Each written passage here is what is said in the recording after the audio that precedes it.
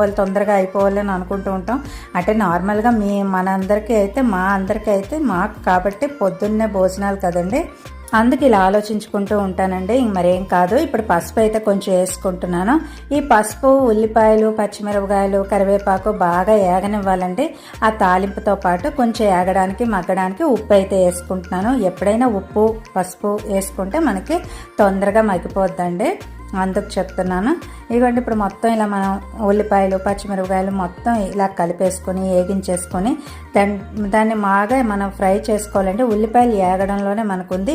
పచ్చిమిరపకాయలు అంటారా, మనం కారం ఎక్కువ తిన్నవాళ్ళు ఎక్కువ వేసుకోవచ్చు, తక్కువ తిన్నవాళ్ళు తక్కువ వేసుకోవచ్చు. ఇంకా ఉడకపెట్టిన క్యాబేజీ, బంగాళదుంప మనం ఇలా యాడ్ చేసేసుకోవచ్చు.